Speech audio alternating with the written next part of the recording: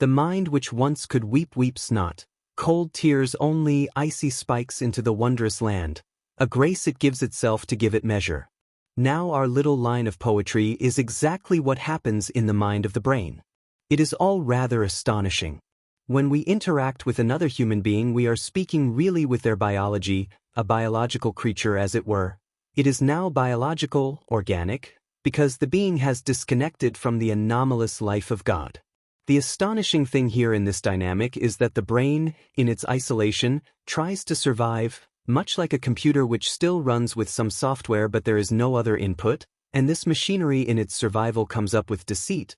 The deceit is that its lucidity of self-awareness is not entirely aware. It just tells us so. That is why I said the mind which once could weep weeps not. Now in this isolation and false lucidity there is something else going on.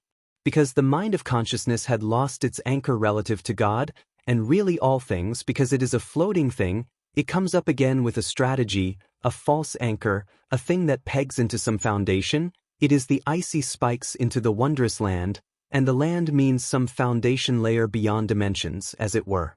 The mind forms little vertical pillars in the domain of thought and space. It is vertical things because vertical things in the spiritual world can be an anchor, and horizontal things cannot. The mind, in its abandoned state, creates these verticals, made of thought. If the anchor is not God himself, the false anchor now, in some last drop of a cold tear from the eye, assumes thoughts themselves are some anchor. The brain uses thoughts as an anchoring device. That is why I had said, a grace it gives itself to give it measure. There is a way of thinking that does not require the steady direct thought to thought. It is a thinking that thinks, as it were, all things. Now because the brain steadies itself with the primitive strategy of thought to thought, or thought with thought, as it has nothing else, it remains floating in the air, it is not anchored.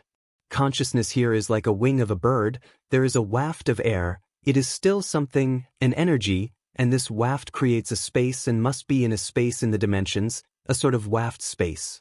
The problem with the waft spaces of consciousness is that it can entangle with the waft spaces of other humans, and in some cases one mind of a human can be engulfed or swallowed by the waft space of another human's mind.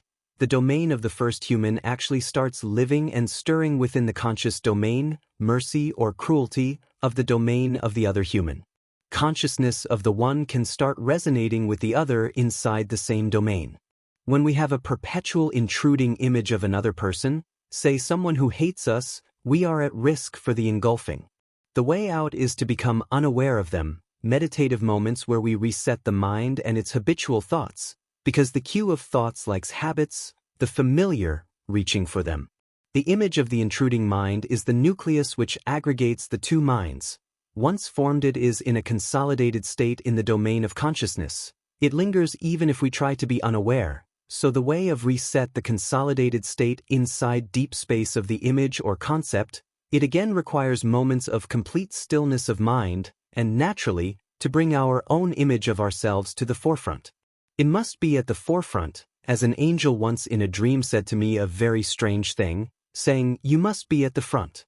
Now God follows his protocols, and he blesses the thing on top, so if you are inside the mind of another, or second in the dynamic, having suppressed yourself from your front of awareness of self, he cannot bless you without going through the thing on top, which is the other person.